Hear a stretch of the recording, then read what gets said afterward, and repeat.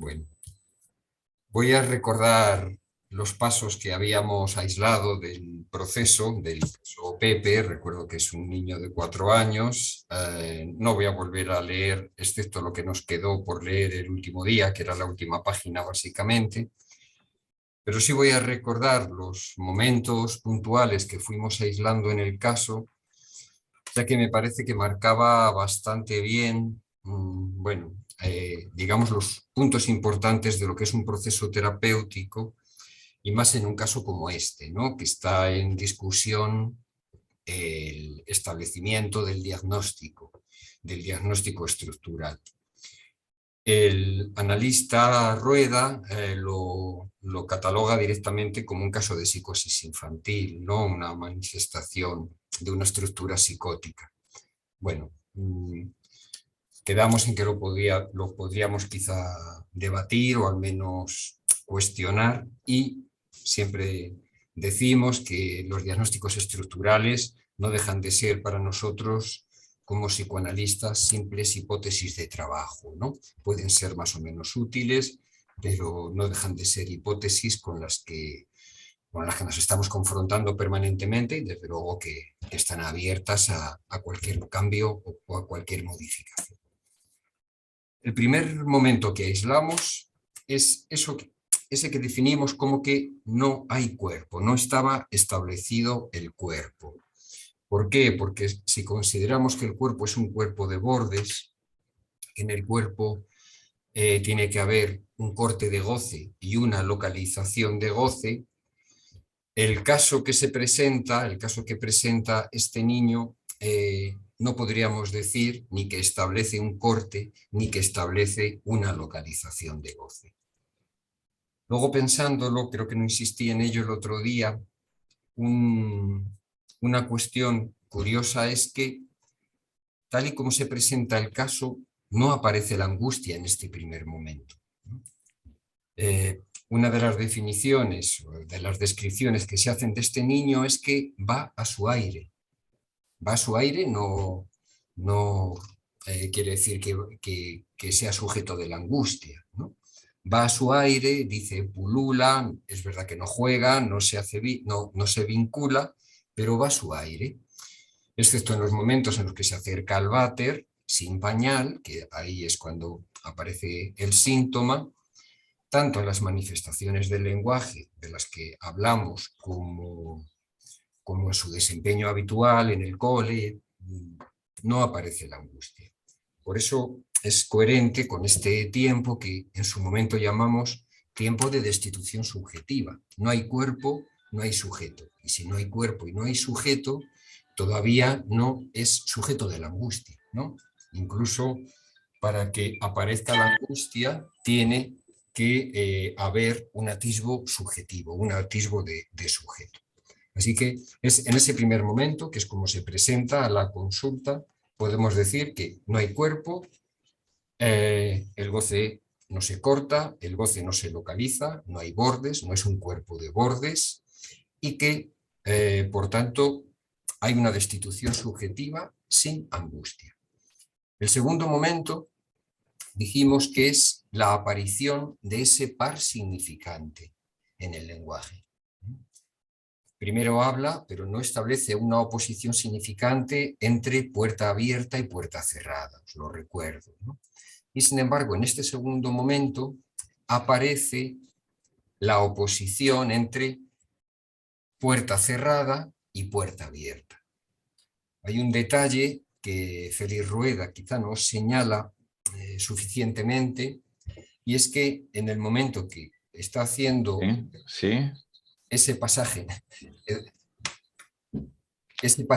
entre unos significantes donde no hay oposición al significante donde se opone abierto, cerrado, puerta cerrada, hay un elemento intermediario, ¿no? Un elemento, digamos, que conecta la oposición significante. Y ese elemento es la llave. Él dice, llave en el bolsillo. Cerrar la puerta, llave en el bolsillo, se abre la puerta. Evidentemente, para que la puerta se pueda abrir y cerrar, hace falta la llave. Y ese es el elemento intermediario que puede articular la oposición significante que hasta ese momento no se había producido. No sé a qué os puede sonar este elemento intermediario, ¿no? La llave, pero evidentemente funciona como un localizador de goce, ¿no? Es un operador de goce que permite la apertura y el cierre. Además se lo expresa así, llave en el bolsillo. Si lo tenemos que conectar con un concepto psicoanalítico, creo que sería el concepto de falo, ¿no? El concepto de falo como algo que permite canalizar el goce y permite esta operación, esta localización y esta operación de apertura y cierre del agujero, ¿no? Que en este caso es más bien el esfínter anal. Así que después de la aparición de ese par significante, que de alguna manera abre a lo que en otro momento aquí hemos llamado el tiempo de la señal de angustia, ahí aparece la angustia, no había aparecido exactamente antes, y aparece en su discurso cuando se refiere a se ha caído la luz, no hay escuela o ruedas pinchadas. Es decir, que algo, al aparecer el par significante y ese operador que permite abrir y cerrar la puerta, que sería la llave en el bolsillo, justamente en ese momento aparece el tiempo de la señal de angustia. Es como si esa aparición del elemento fálico, del operador, no pudiese ser contenida por algo que falla, que sería la metáfora paterna. Es a modo de recordatorio, pero como son conceptos difíciles, me parece importante situarnos de nuevo en nuestro circuito, en este caso no el del objeto, sino el de los tiempos de la angustia. Fijaos que, si ya lo veis, si no lo veis me decís, si falla la metáfora paterna, aparece la señal de angustia, digamos, reflejada en este primer tiempo. No hay cuerpo, no hay subjetividad, pero cuando aparece el par significante, lo que aparece es este primer tiempo de la señal de angustia, el tiempo que está en la parte superior.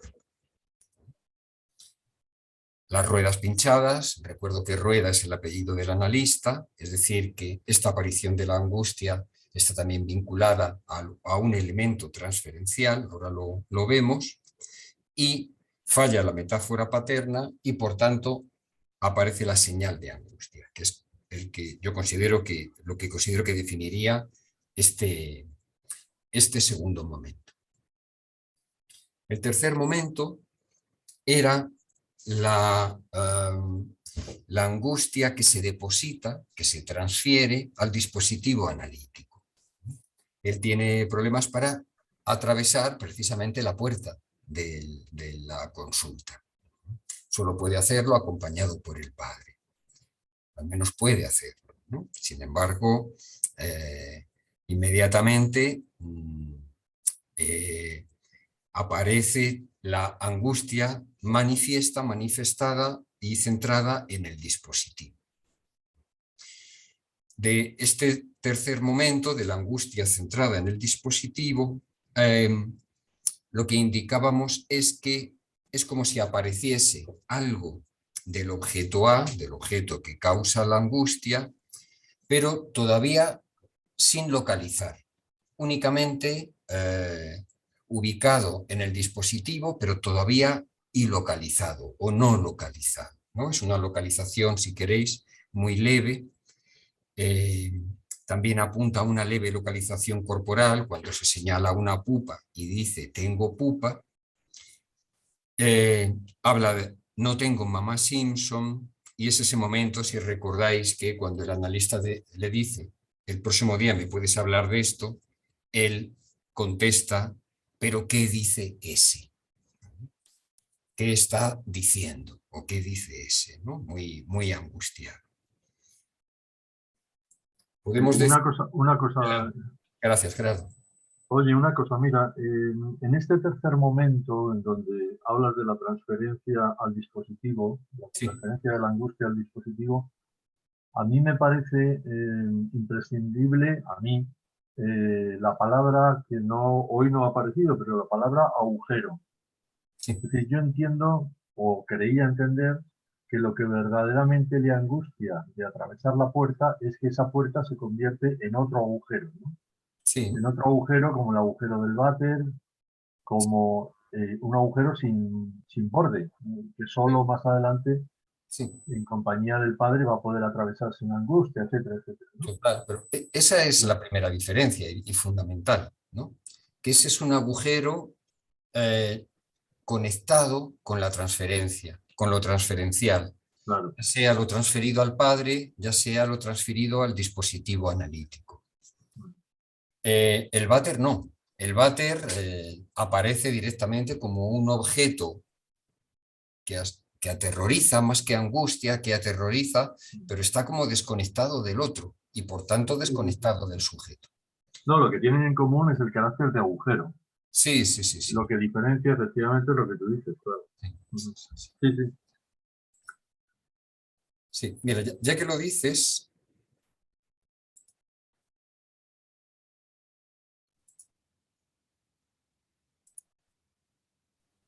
en esa frase que hemos repetido de cargar la angustia sobre el analista o sobre el dispositivo analítico, claro, justamente lo que parece que se elude de alguna forma, que se evita en este niño, es este tercer tiempo, ¿no? Este tiempo que aludía a la estructura psicótica. Este A minúscula como objeto de angustia que no funciona como tapón, sino como invasor directamente, ¿no? El del tercer tiempo. Y os pongo sin límite temporal. Es decir, al ubicarse el objeto que angustia a nivel transferencial, ¿no? Localizado de alguna forma, conectado con el otro, ya deja de ser, tener esta característica de invasor. ¿Bien?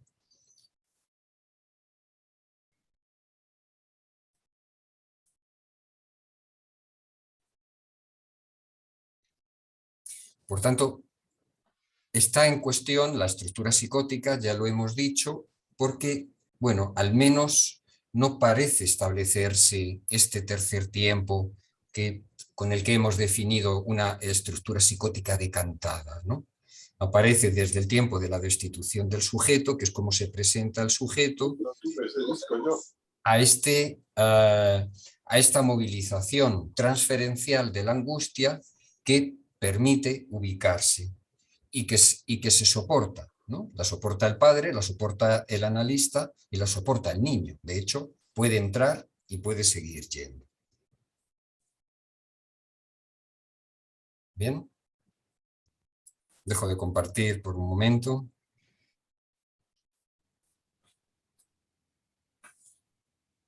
Eh, Cuando hemos hablado de que este primer momento del proceso de la destitución subjetiva deja paso a un segundo momento que podríamos definir como de atravesamiento del objeto, aquí es en la transferencia de la angustia al dispositivo cuando también ese segundo tiempo se inaugura, ¿no? Aparece la angustia ubicada en el dispositivo y algo del objeto se atraviesa. Comienza con la señal de angustia y va a empezar, ahora lo vamos a ver en el cuarto tiempo, si podemos definirlo como en esa sucesión temporal, como un tiempo en el que algo del objeto se atraviesa, pero en el nivel que estamos trabajando precisamente, que es el nivel invocante, se atraviesa como voz, ¿no? Se atraviesa como ruido. Y por eso, en ese cuarto tiempo que leímos, dijimos, se destapa el oído y comienza a localizar ciertos ruidos que lo angustian, ¿vale? El ruido de la campana, el ruido de los cohetes, el ruido del metro y el ruido de la grúa, ¿no? Destaca esos cuatro elementos y lo que le angustia, el ruido que hacen. Podríamos decir que en este momento en el que se destapa el oído es el momento en el que el objeto A sube a escena, en esa terminología que utilizaba Lacan en el seminario 10, que hemos repetido tanto, ¿no? ¿Qué quiere decir? Que para hacer su subida a escena, en este caso del objeto voz, a través de la localización de estos ruidos, de alguna forma el objeto A tiene que presentarse sustancializado. En este caso, sustancializado como voz. Vuelvo a compartir pantalla para recordaros el momento.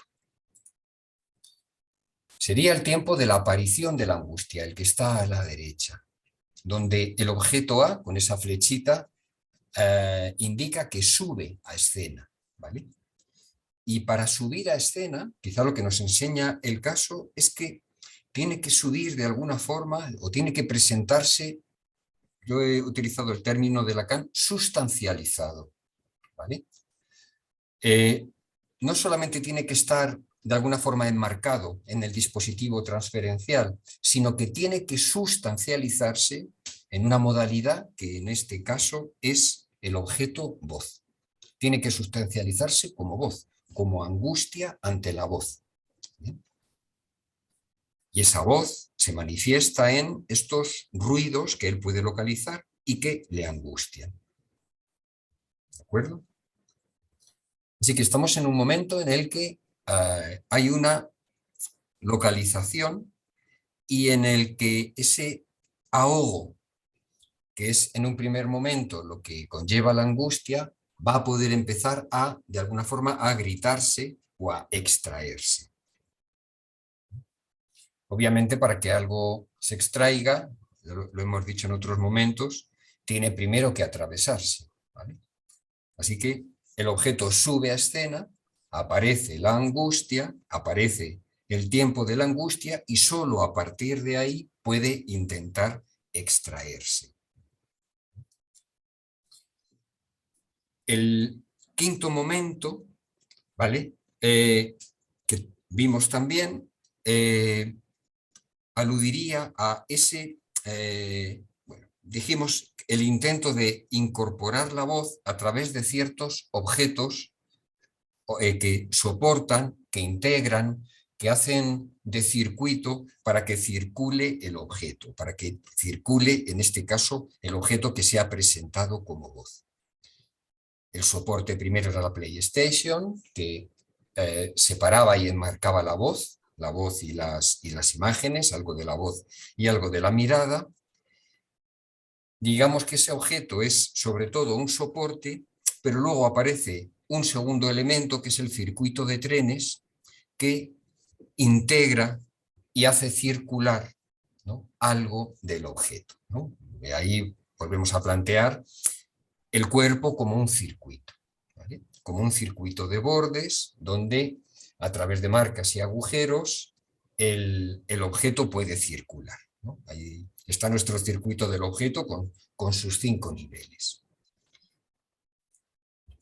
Así que la PlayStation y sobre todo el jueguecito de los trenes con los puentes y los túneles y tal que él va descubriendo, aparecen como un intento de extraer, de separarse del objeto voz, ¿vale?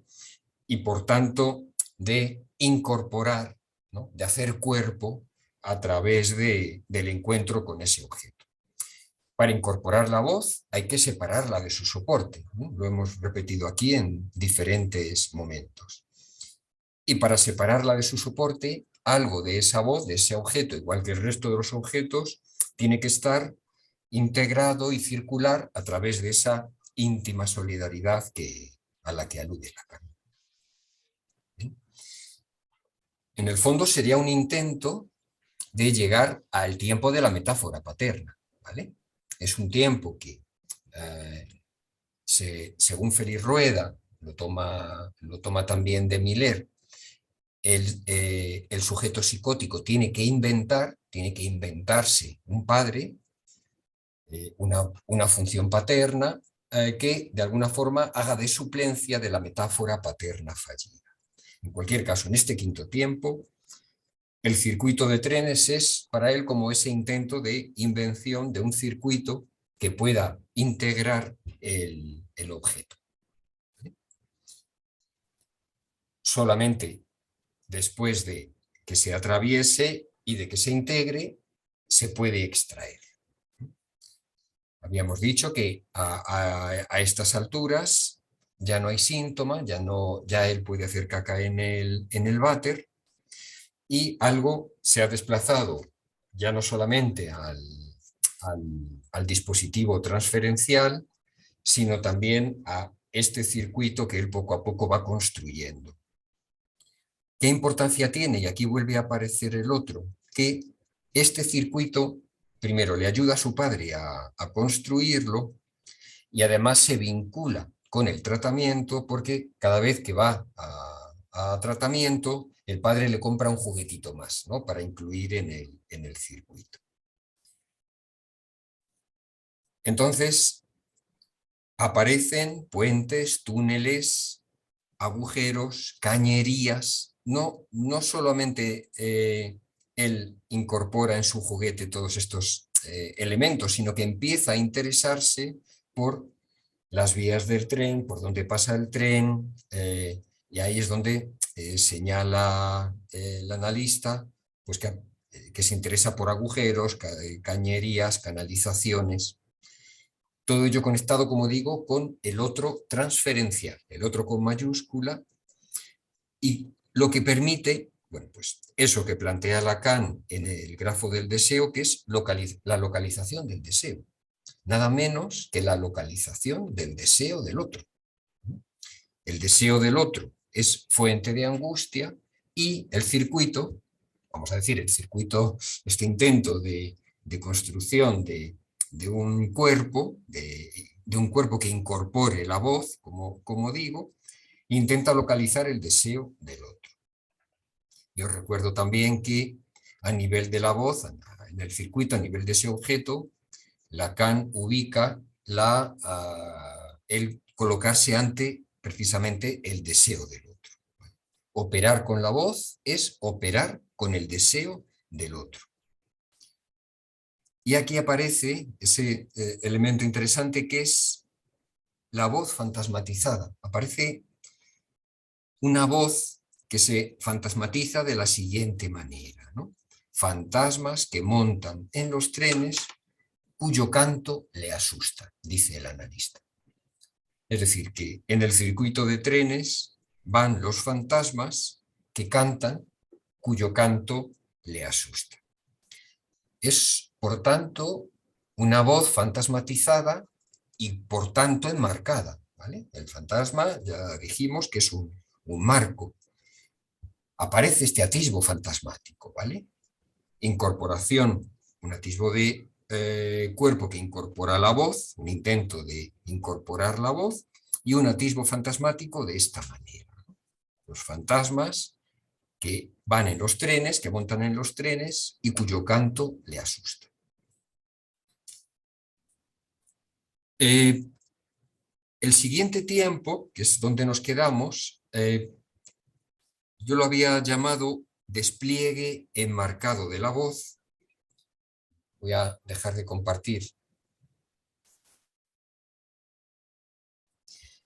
Despliegue enmarcado de la voz, y bueno, diría que es el tiempo en el que, desde la extracción del objeto, ¿vale?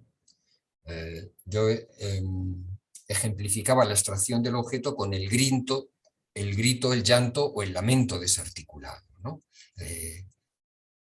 El ahogo deja de ser ahogo porque el objeto se expulsa de una manera todavía no demasiado articulada, que sería un poco el tiempo que acabamos de describir, y eso va dejando la posibilidad, va dejando paso al establecimiento de un discurso, y también, como discurso, al establecimiento de un fantasma un poquito más decantado, ¿vale?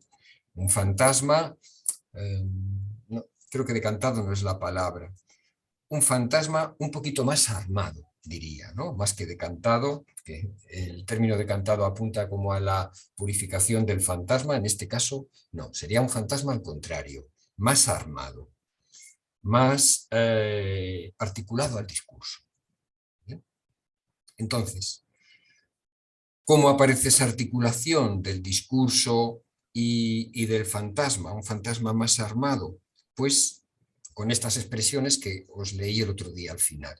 La grúa en la ventana, es decir, la grúa en un marco, enmarcada en la ventana, el viento que tira la grúa, que hace ruido al caer, que lo que dice rompe la casa, ¿no? La grúa al caer rompe la casa, pero también los truenos que apagan la luz, y al apagarse la luz, el aparecer unos ojos en la ventana y una voz en la cama, que él dice que es la voz de los Monstruos S.A. ¿no? Monstruos S.A. es una película de dibujos animados. Es decir, que de repente lo que aparece es los elementos angustiantes, pero cada vez un poquito más articulados, más localizados, tanto a nivel espacial como a nivel temporal, en el discurso. Él dice, cuando tenía 4 años, fijaos, localización temporal, la tormenta hacía estaba oscuro y yo tenía miedo. Como aparece mucho más consistente la función del yo, la localización temporal y la localización espacial del goce, al fin y al cabo, ¿no? La localización del objeto. Lo que antes era objeto de angustia, ahora se va integrando en ese discurso a partir del momento en el que ha podido ir integrando con su circuito de trenes ese, digamos, que encarnaba de alguna manera el cuerpo con bordes y con conexiones entre unos elementos y otros. ¿Bien? Pues poníamos el ejemplo del viento, que de angustiarle el ruido del viento, ¿vale? Es decir, de un elemento que presenta más la angustia en lo real, se convierte el viento en un agente intermediario. Es el viento el que empuja las nubes, el que empuja la grúa y la derriba. Creo que es muy, muy importante esa transformación, ¿vale? El viento deja de ser causa de angustia para convertirse, si queréis, en agente de angustia, ¿no? En agente de la angustia. Creo que esto lo vamos a retomar. Bueno, es un poco insistiendo en algunos elementos y rescatando elementos que a lo mejor no insistimos lo suficiente, hasta donde llegamos el otro día leyendo el caso. ¿Bien? Pero hay un paso más, ¿vale? Voy a cargar ahora sí el caso.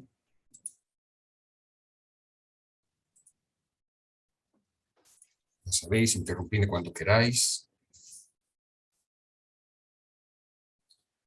Nos quedamos aquí, que sería, bueno, algo que podríamos llamar un séptimo momento del proceso, ¿vale? Ese despliegue marcado de la voz en el discurso sería el sexto momento, después del circuito de trenes, pero aparece un séptimo momento que Félix Rueda titula "Lo que está más allá del borde no puedo ir". ¿Sí? Bueno, no sé si leerlo porque él hace un pequeño resumen inicial y luego desarrolla un poco más los dichos, lo que él relaciona con los dichos de este niño, ¿no?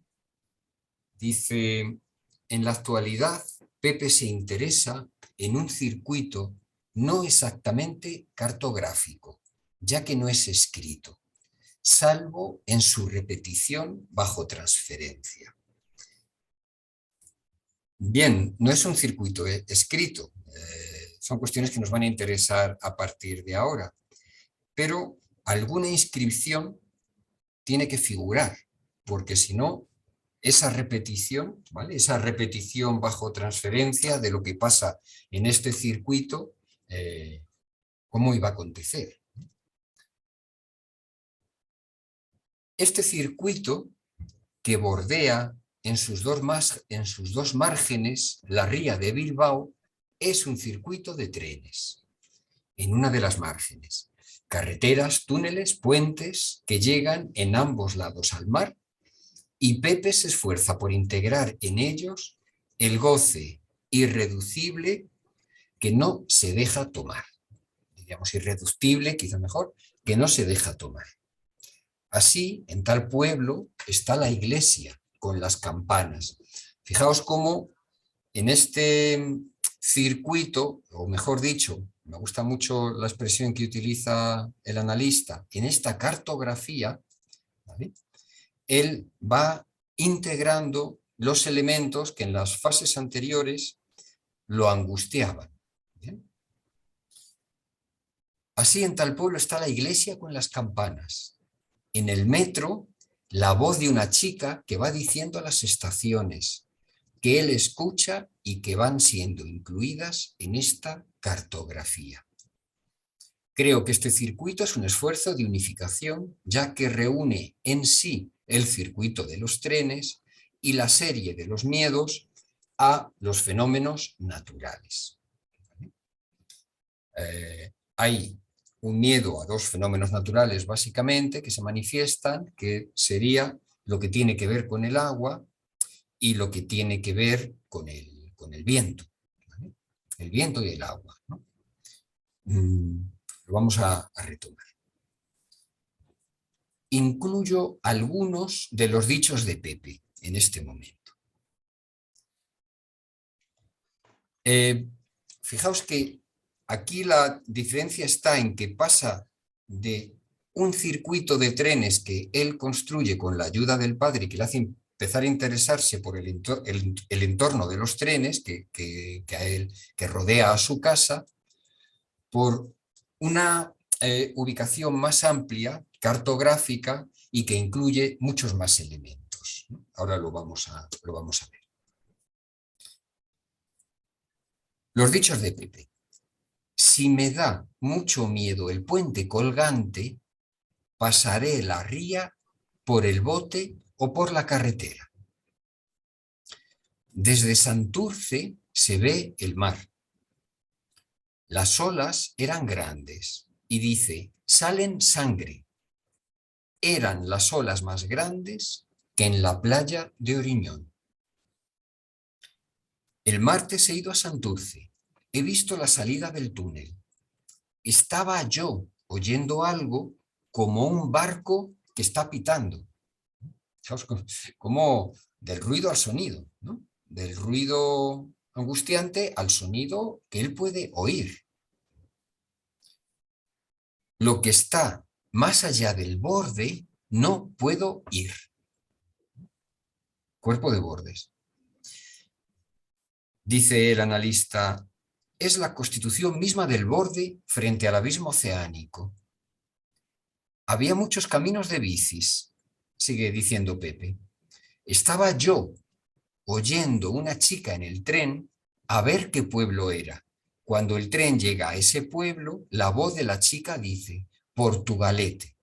Cuando pasa el túnel dice Peñota y al final dice Santurce. Es la voz, aclara el analista, del vagón del tren que avisa de la estación, ¿no? Sigue. La luna está ya llena. Se pone roja a las mañanas porque le pega el sol. Hay algunas nubes que se esconden por ahí. He oído por las mañanas el viento que hacía. El río va haciendo olas. La ría de Portugalete, como la playa del mar, hace olas, pero pequeñas. Es más grande las arenas que Portugalete porque hay playa. Es más grande porque está la iglesia, la playa y está justo el mar. Fijaos qué integración también de opuestos, la luna y el sol, por ejemplo, donde puede ir y donde no puede ir, qué graduación, ¿vale?, de lo que le puede asustar, o las grandes o las pequeñas, ¿vale?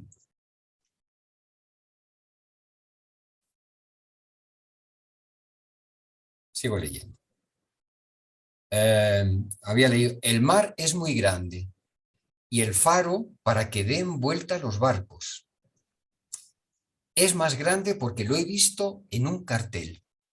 Son letras. Cómo algo de la letra se convierte en una referencia, ¿no? En una referencia consistente, en una referencia que a él le hace, bueno, ubicarse ante algo grande. Entre la playa y el mar hay la bandera roja para no meterse. Es increíble, ¿no? Cómo conecta, cómo articula, cómo localiza, cómo gradúa los elementos que hasta hacía muy poquito tiempo eran elementos de angustia desubicada, ¿no? Un objeto que no tenía ubicación.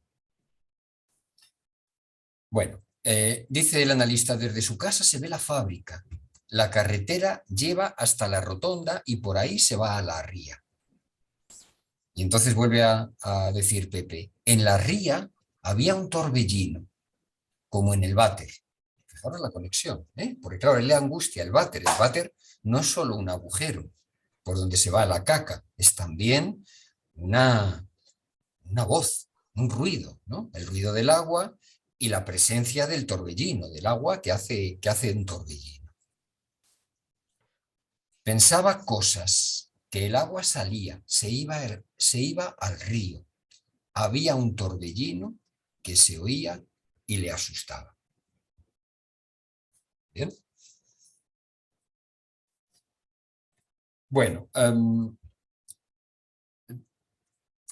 si queréis, leemos un poquito rápido las conclusiones del analista, de Rueda. Están bien, pero vamos a comentar después nosotros unas cuantas cosas. Las conclusiones: el torbellino de la ría, el agujero del váter en el cual se localiza la voz, son el punto alrededor del cual gira este circuito que genera un borde, un cuerpo. ¿Vale? Más allá no puedo ir, la bandera roja para no meterse en el mar. Mar y ría, que son el agujero mismo. Bueno, es la pequeña invención de Pepe, su saber hacer con su traumatismo. Con su traumatismo, que es un término que utiliza Lacan para hablar de que junta trauma y agujero, ¿vale? Que aparece de entrada en la relación del sujeto con el agujero y la deposición de las heces. Los circuitos son una búsqueda de estabilización de un goce que amenazaría con la regresión tópica y la desaparición corporal. Más o menos eso lo habíamos ya comentado. El modo de constituir un campo de la realidad. No por la abstracción del objeto, sino aparejando el goce. Este agujero y el circuito que lo bordea permiten diferenciar exterior e interior. Un vel que Lacan en la conferencia en Ginebra corporeifica. Dice, su mundo, si es que la palabra tuviese algún sentido, su Umwelt, lo que lo rodea, él, el hombre, lo corporeifica, lo hace cosa a imagen de su cuerpo. Es decir, uno puede relacionarse con el mundo gracias a que lo corporeifica, lo convierte también en un circuito a imagen del cuerpo. Si no hay cuerpo, si en un psicótico no está constituido el cuerpo, no establecido el cuerpo, no puede haber un mundo, no puede ubicarse ahí. Como vemos, es un ejemplo, en la homofonía las olas eran grandes, sale sangre. Bueno, ahí lo que hace Rueda es conectar homofónicamente grande y sangre. Lo toma como ejemplo de que el mundo de Pepe es un mundo al límite de la corporeificación, ¿vale? Como si el mundo fuera el reflejo del cuerpo y por eso ola grande, sangre, ¿no? Las olas eran grandes, sale sangre, que dan cuenta, lo leo para no perder el tiempo pasando la página, de la solidaridad de esta construcción de la realidad y el hacerse cuerpo. Bien, bueno, tenemos entonces que en este tiempo, en este último tiempo, en este séptimo tiempo que se destaca del caso, aparece el cuerpo o el intento, ¿no? De construir un cuerpo. Estamos ahí en esa... Si es una estructura psicótica, nunca acaba de constituirse el cuerpo, ¿no? El intento de constituir el cuerpo como un conjunto de inscripciones y una referencia consistente, cartográfica, ¿vale?, que recuerda la inscripción de la ley de Moisés de la que venimos hablando, ¿no? No es un circuito escrito, ¿no?, pero sí que hay una inscripción que permite la repetición en transferencia, que permite que él se ubique ahí, ¿vale? Es una cartografía que incluye bordes, marcas y pérdidas relacionadas con causas y efectos, es decir, establece causas y efectos. El viento mueve las nubes y hace olas grandes o pequeñas, y grados, ¿vale? Es decir, relativiza, ¿no? Relativiza este encuentro, digamos, con lo real. Al menos lo elementiza, ¿no? Establece elementos diferenciados que se integran en ese circuito, en ese cuerpo, podemos decir.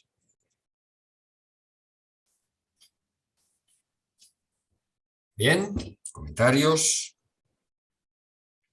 Hasta aquí.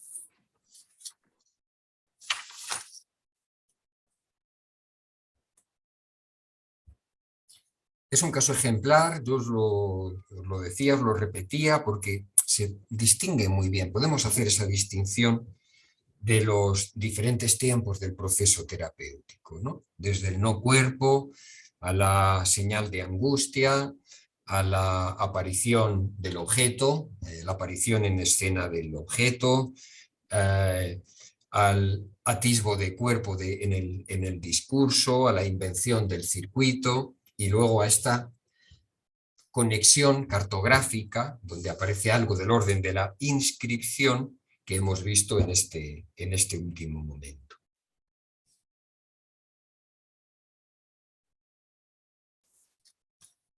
Bien.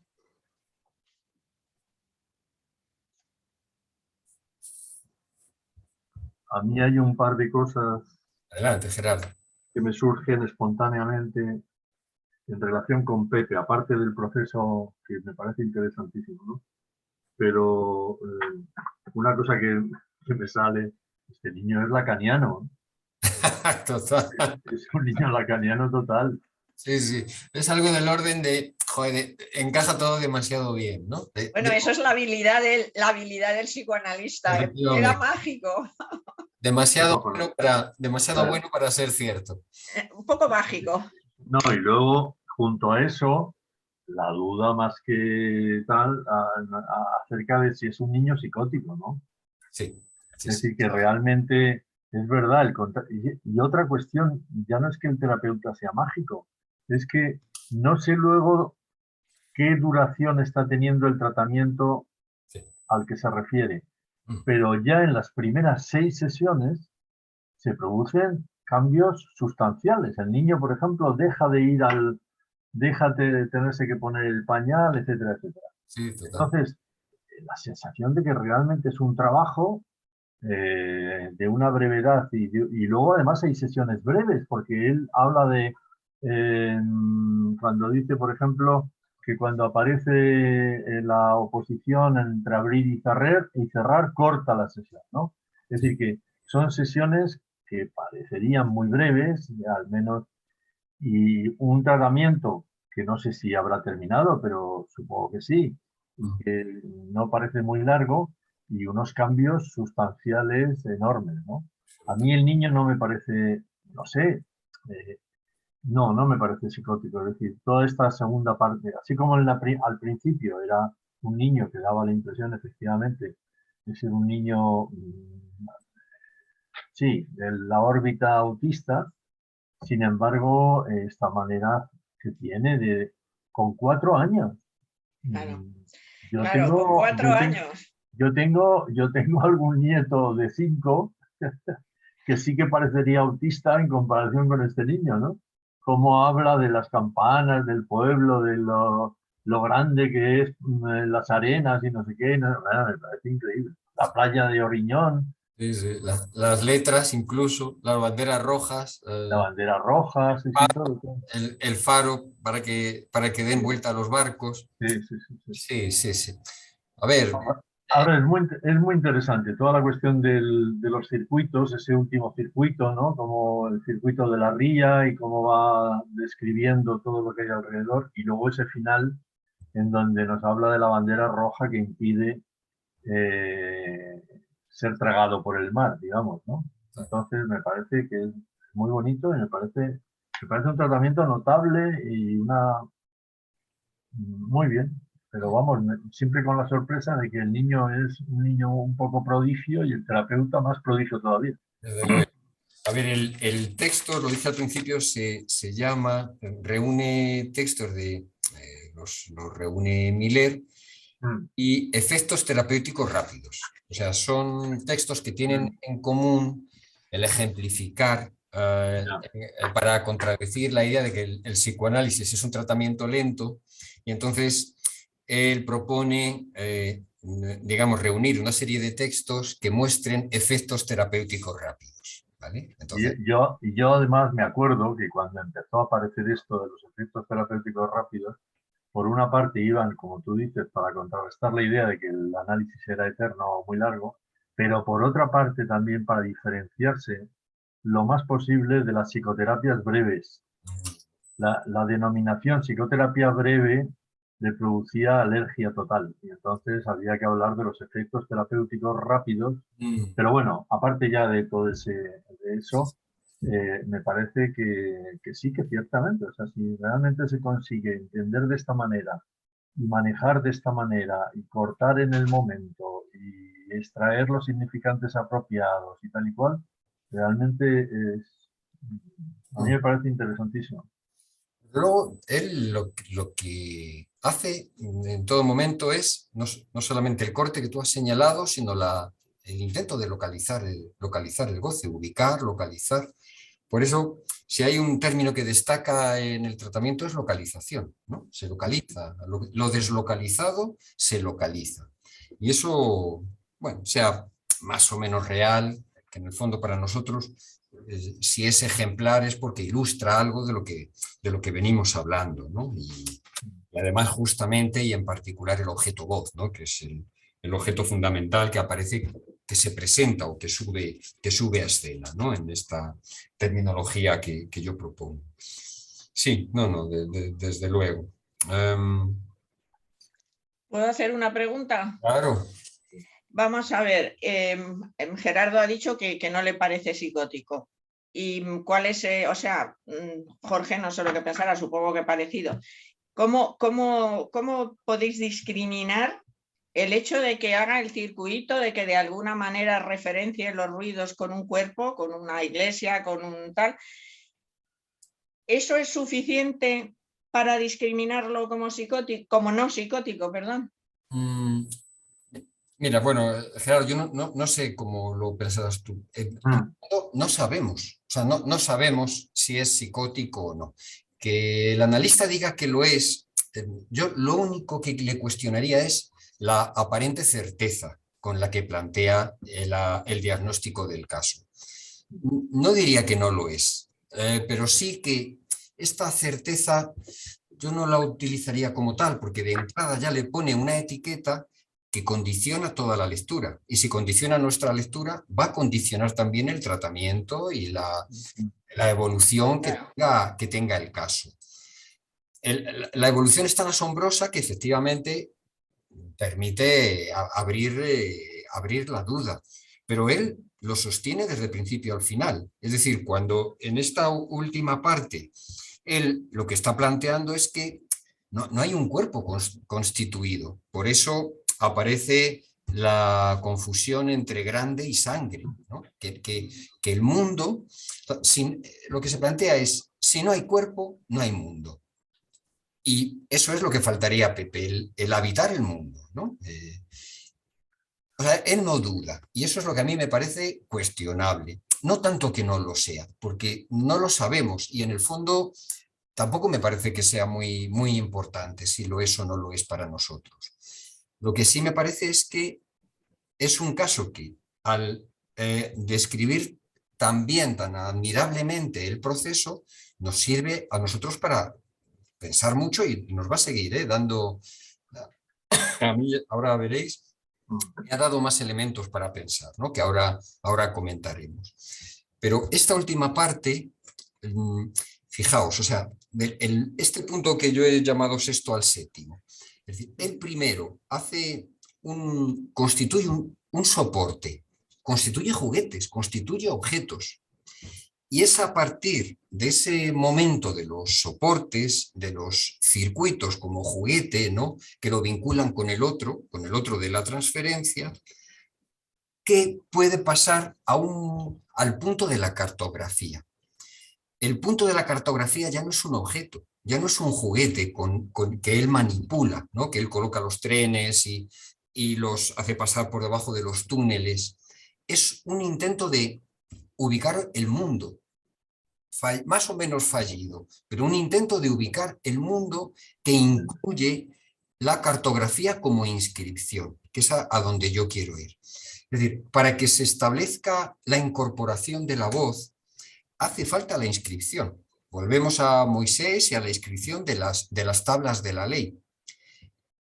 Y hace falta algo más, ¿no? Que dijimos, si la ley es para todos de la misma manera, entonces hay que dar un paso más, ¿no? Porque si la ley es para todos de la misma manera, no hay exclusión, ¿no? Es una especie de ley normativa que no permite matices, que es también un poco lo que os quiero plantear entre hoy y el próximo día.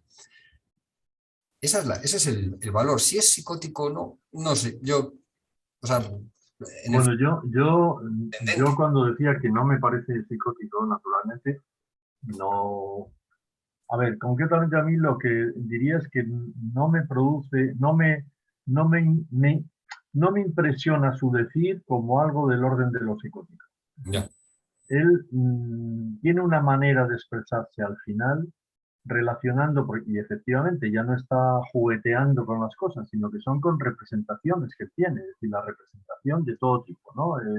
Sobre todo en el circuito de la ría, etcétera, etcétera, todo lo que dice, dónde va el agua, dónde va el mar, cómo se va a la ría, toda esa historia, y lo dice de una manera, con una construcción lingüística que no es pura morfología, sino que tiene, a mí me ha impresionado, ya digo, como no psicótico. Es verdad que todo eso puede ser muy relativo y la noción de fenómeno elemental que hace en algún momento, a mí me parece también muy importante a ser tenida en cuenta. O sea que probablemente esos episodios que se ven sobre todo al inicio, es probable que constituyan fenómenos elementales que luego pasan desapercibidos, se organiza todo como estamos viendo y a lo mejor más adelante surge algo del orden de lo psicótico que ahora a mí no me parece que esté así como muy expreso o muy presente, ¿no? Pero vamos. Fijaros. Todo es una impresión en el decir, es lo que me ha llamado a mí la atención. Este armazón del fantasma, ¿no? El pasaje por un sonido, un ruido, mejor dicho, que angustia, ¿vale? Por ejemplo, el ruido del viento o el ruido de la grúa, como dice al principio, o el ruido del torbellino, que podría ser perfectamente asociado a la cisterna del váter del primer momento, ¿no? Luego, esta fantasmatización de los fantasmas que cantan en los vagones.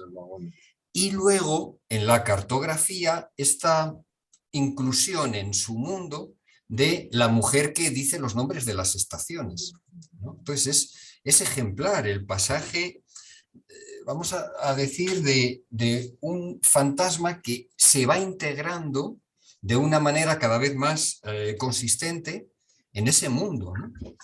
Desde luego eso no suena nada psicótico, pero ya digo que, Cristina, me parece intrascendente la cuestión. Me parece para nosotros mucho más interesante ver lo que nos va enseñando respecto a cómo se puede operar con el objeto.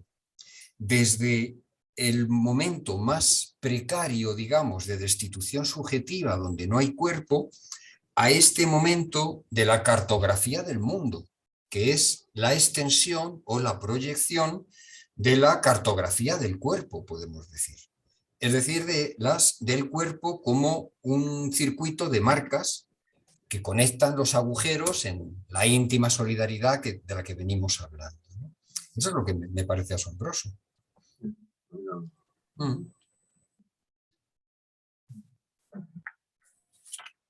¿Más comentarios tenéis? A mí me sigue pareciendo mágico, como decía Cristina. Sí. Y entonces, si estos textos van de alguna manera a querer mostrar que hay efectos terapéuticos importantes que se producen en poco tiempo, empiezo un poco a sospechar de todo, ¿no? Y me diría, con Gerardo, que no parece psicótico por ahora y que a lo mejor en el proceso terapéutico se desencadena una psicosis. No lo excluiría. De hecho, no es raro, yo diría que más bien es frecuente, que un neurótico que jamás ha pasado por experiencias que podemos llamar psicóticas, se producen a lo largo de un tratamiento. Un tratamiento permite, gracias a la transferencia, que se produzcan experiencias que calificamos de psicóticas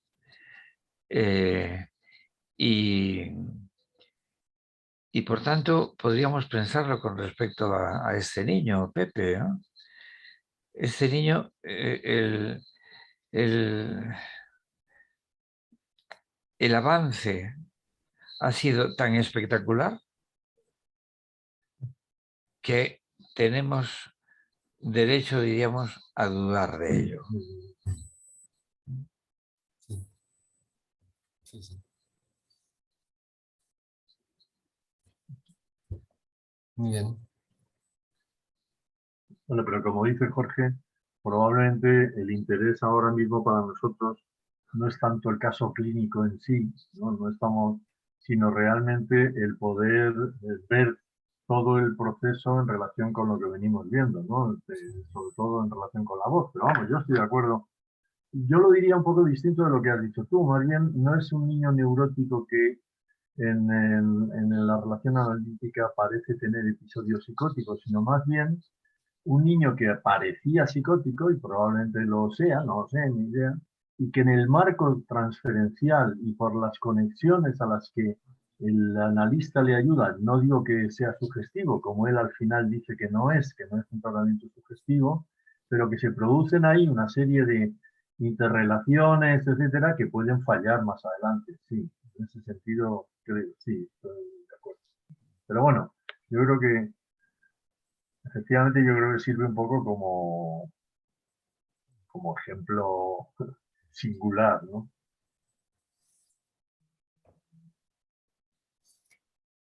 Bueno, una de las cosas, si no tenéis más comentarios, una de las cuestiones que me hacían pensar el caso es la idea de que en esto de lo que venimos trabajando, ¿no? Con lo que venimos trabajando, que es la incorporación de la voz, está la integración de los ruidos, del ruido, vamos a decir, del ruido insoportable, del ruido insoporte, de lo que podríamos llamar los 4 elementos ancestrales desencadenados. Lo anuncié el otro día, los 4 elementos ancestrales, tierra, agua, viento y fuego, ¿no? Podríamos pensar que el ser humano tiene de alguna forma, para incorporar la voz, tiene que integrar el ruido insoportable asociado que producen esos 4 elementos ancestrales, previos incluso a la vida. Porque evidentemente pensar en el ruido insoportable de la tierra, por ejemplo los terremotos, ¿no? O los volcanes, el agua, el viento y el fuego, y cómo eso puede ser de alguna manera incorporado, no sé si decir domesticado, ¿no? Cómo se pasa, que es justamente la labor de este niño, ¿no? De el ruido insoportable del agua y del viento a ese circuito del que venimos hablando, ¿no? Donde al menos 2 de esos elementos se convierten, se relativizan o se convierten incluso en agentes como el viento, ¿no? Claro, si conseguimos convertir en agente, en intermediario, digamos, el agua, el viento, el fuego y la tierra, bueno, pues estamos consiguiendo eso que hemos llamado incorporación de la voz. Y dijimos que para incorporar la voz, lo primero es separar la voz de su soporte, ¿vale? Que es un poco el recorrido que hace este niño. Entonces pensaba, claro, ¿qué es lo que hacemos con el agua, con la tierra, con el viento, con el fuego? ¿Cómo ha operado con esos elementos el ser humano desde el principio de los tiempos, ¿no? ¿Cómo ha conseguido integrar el exceso, lo insoportable, ¿no? De lo que representan eso, o de lo que presentan, mejor dicho, cómo ha conseguido representarlos, ¿no? Como lo que presentan esos elementos. Bueno, haciendo así una lista rápida, evidentemente con el agua construimos fuentes, canalizamos los ríos, hacemos estanques, canales, cañerías. Es decir, justamente una de las preocupaciones de este niño es eso, ¿no? ¿Cómo se canaliza el agua? ¿En qué canales, por qué túneles, por qué agujeros circula el agua, ¿no? Quizás algo que él nos puede mostrar. ¿Cómo hacemos con la tierra, ¿no? Con lo ensordecedor de la tierra? Recuerdo el caso que comentamos de Medea, que ella, en un momento la tierra deja de hablarla, ¿no? Una vez que ha perdido la virginidad, es decir, una vez que el falo ha llegado a ocupar su función, ha llegado a su lugar, deja de oír la tierra, ¿no? Entonces, ¿cómo hacemos con ese ruido ensordecedor de la tierra? Moldeamos la tierra, la marcamos, hacemos monolitos, la horadamos, hacemos siembras, hacemos túneles, ¿no? Hacemos cuevas. Con el viento, lo mismo, ¿no? ¿Cómo lo convertimos en agente? Hacemos molinos de viento, velas para la navegación, hacemos sonidos, ¿no? Que pueden modular algo de ese sonido a través del viento, las campanas, las voces, el canto, ¿no? Ahora os leo una cosa sobre el canto que me encontré el otro día muy curiosa. Y por último con el fuego, ¿no? Lo mismo, las hogueras, el transformarlo en calor, ¿no? El utilizarlo para también alumbrarnos y dar luz. También para las inscripciones, ¿no? A través de la quemadura como inscripción, los tatuajes, la cauterización de las heridas, en fin, que son todo modalidades en las que intentamos domesticar de alguna forma, ¿no? Incorporar lo insoportable y sobre todo el ruido insoportable de esos elementos, y creo que eso es a lo que se refiere también cuando habla de los fenómenos elementales, de la conexión de los fenómenos elementales de la psicosis con los 4 elementos, en este caso son básicamente 2, el viento y el agua, en el caso de Pepe, ¿no? A lo que se refiere el analista. Él se esfuerza por saber hacer con estos elementos, ¿no? Estos elementos ancestrales. Os decía del canto, Me encontré el otro día con este, lo tengo por aquí. Es una cita de San Agustín en el libro de Confesiones, capítulo 10, en la página 50, en el que dice, bueno, la editorial católica, si alguien lo quiere buscar, Confesiones, capítulo 10, página 50. Sin embargo, cuando me siento más movido por el canto que por lo que se canta, ¿no? Cuando me siento más movido por el canto que por lo que se canta, confieso que peco en ello y merezco castigo, y entonces quisiera más no oír cantar. Es decir, hay un momento que él deja de fijarse en lo que se canta, se siente movido por el canto, y entonces aparece la sensación, el sentimiento de pecar y de eludir el encuentro con el canto, ¿no? Quisiera más no oír cantar. Es decir, algo del canto invoca el goce. He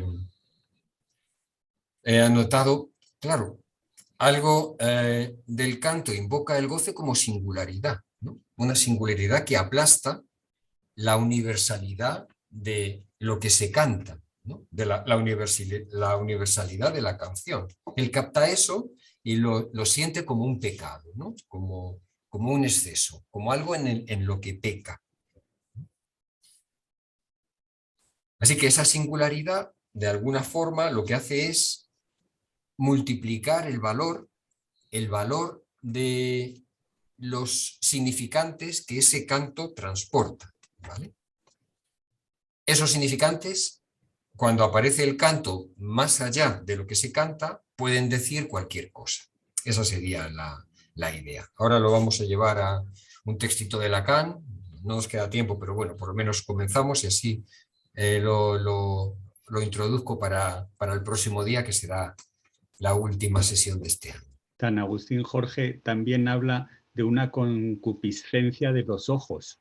Ah, claro. Por la visión. ¿Sí? O sea, están las dos cosas.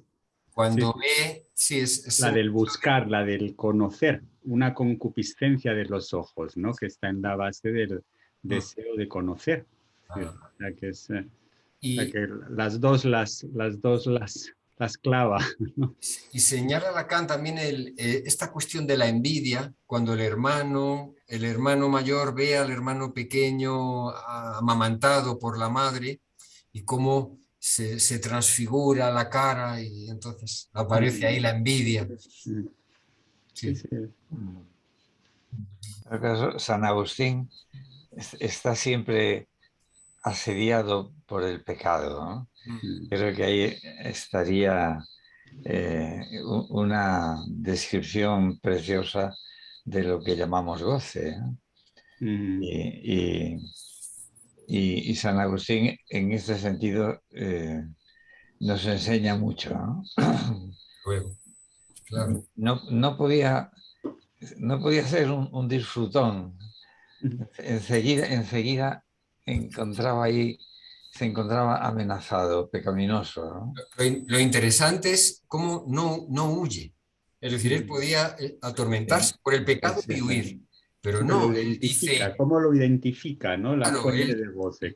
peco al quedar movido por el canto y no por lo que se canta. Es increíble, porque efectivamente asediado por el pecado, pero dice, a ver, ¿qué me hace pecar? ¿Qué me hace sentir que peco, no? Pues que me mueve el canto y no lo que se canta. Es asombroso, ¿no? Como... Cuando se escucha el canto, cuando se capta lo que decía Pedro, la concupiscencia del ver, etcétera, etcétera, no hay color con el disfrutón. O sea que realmente es mucho más intenso el disfrute, que se mezcla con goce, por supuesto, cuando se capta todo eso, a cuando no se capta, ¿no? Sí, creo que es evidente. Entonces, hay algún estudio, o quizá más de un estudio, en que se han ido estudiando las letras de canciones en concreto, por ejemplo, de los Beatles. Y entonces, cuando nosotros como la escuchamos en inglés, nos quedamos con la música y no nos interesa demasiado lo que dice, ¿eh? Pero cuando lees los textos de las canciones de los Beatles, porque esos estudios se han hecho, pero también de otros muchos cantantes, son de una vulgaridad impresionante. No hay consonancia entre la belleza de la música y el texto que de hecho se canta, ¿no?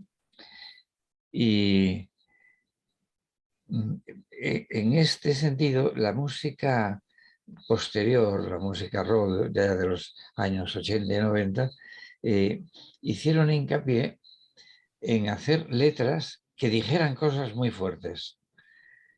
Y perdía, la melodía se perdía, porque es todo, y te van machacando y machacando y machacando, y no hay melodía, porque han querido hacer prevalecer algo que tienen muchas ganas de decir.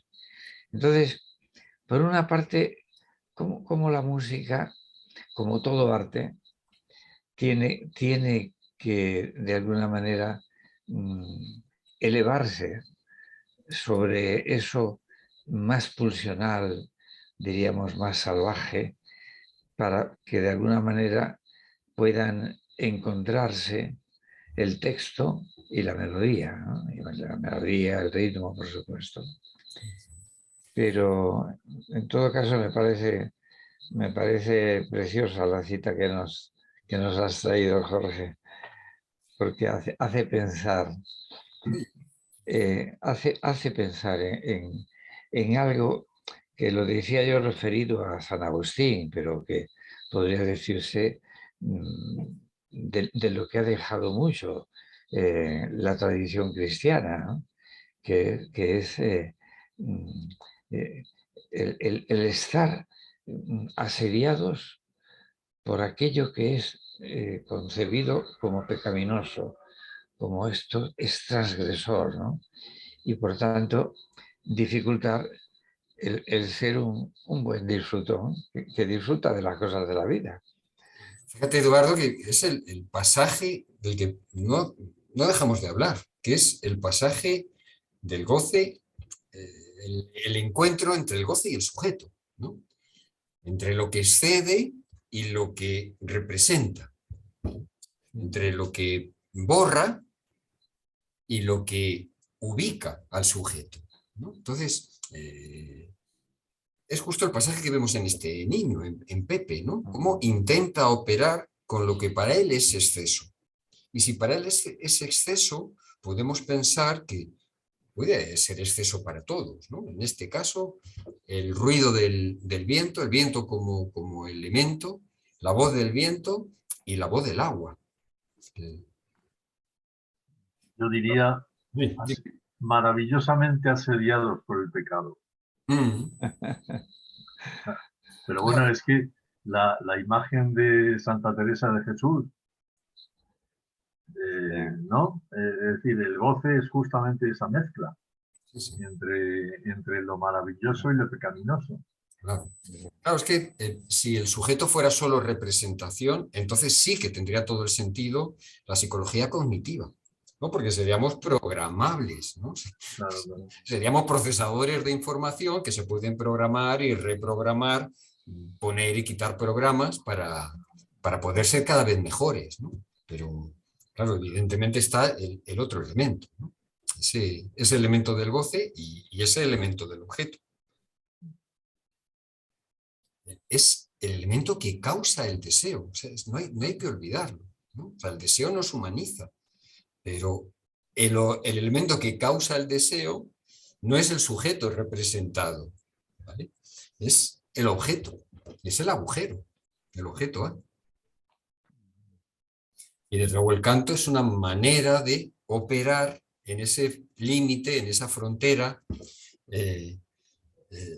en ese litoral, porque va a ser la palabra que vamos a emplear ya el próximo día, podemos empezar ahora, para ubicar esta cuestión, ¿no? Bueno, solo os iba a decir, hay algunos elementos, vamos a decir, privilegiados, que pueden integrar la voz insoportable, lo insoportable, el ruido insoporte de estos 4 elementos primigenios, ¿no? Y uno de esos elementos es la tormenta, que también sale en el caso, ¿no? La tormenta que hace shh, dice el niño, pero que también apaga las luces de la casa y evidentemente la tormenta remueve los 4 elementos, ¿no? El agua, la tierra, el viento y el fuego, a través también de los rayos y de los relámpagos y de la electricidad que genera. Así que tenemos ahí un elemento que compone también ancestral, ¿no? Que de alguna forma integra, y no es poco, esos 4 elementos en juego, ¿no? Esos 4 elementos primigenios.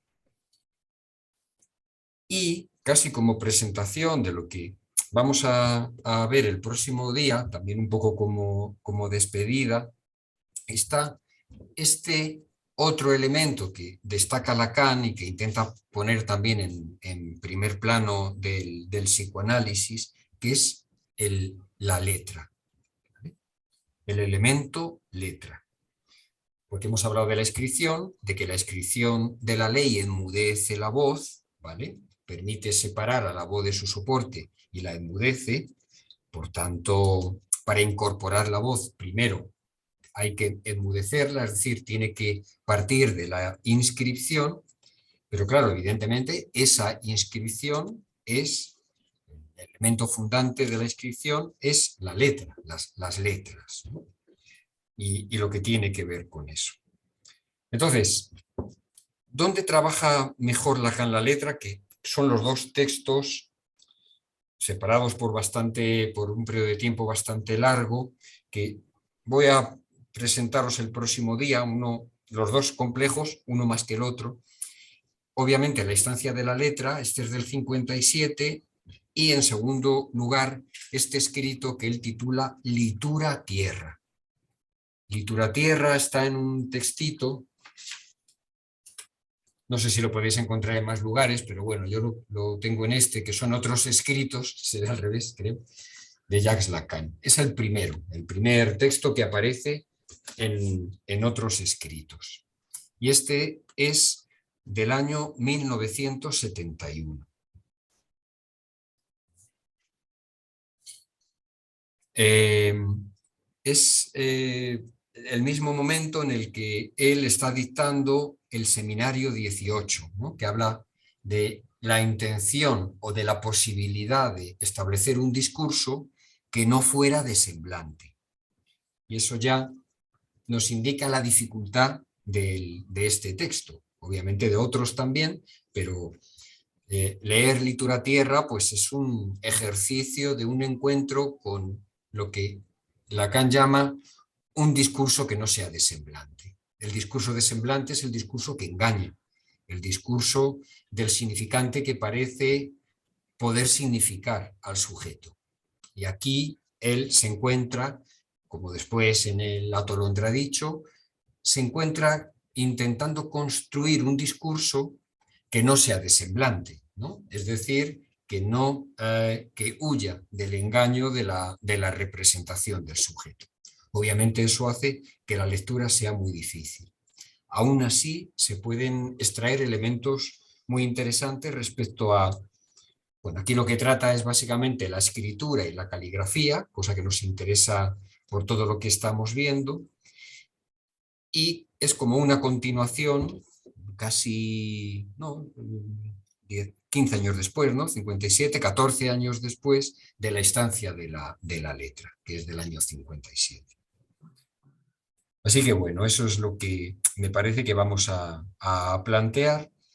Y ya que he señalado que este elemento integrador, que es la tormenta, integra los 4 elementos ancestrales, otro tanto podríamos decir de la letra. Lacan plantea en Litura Tierra, la letra es litoral de dominios extranjeros. ¿No?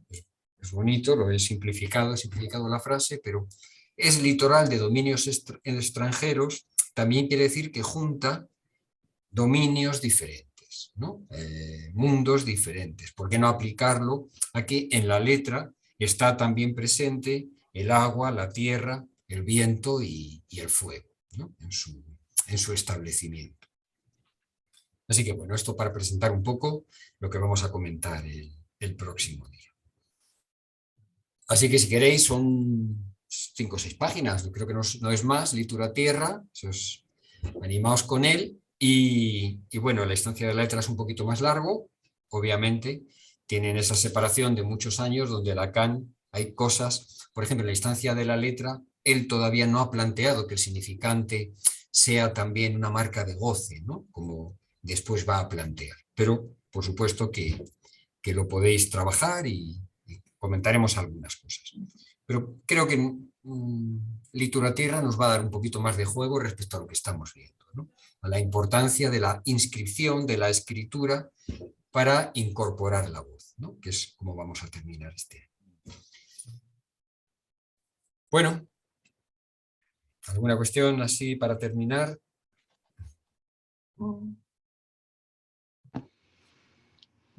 Pues nada, que en 2 semanas acabamos con Litura Tierra, con la escritura, con la caligrafía y lo que se nos ocurre. Bueno, pues un abrazo a todos. Muchas gracias. Venga, Hasta luego a todos. adiós a todos. Muchas gracias. Adiós. Adiós.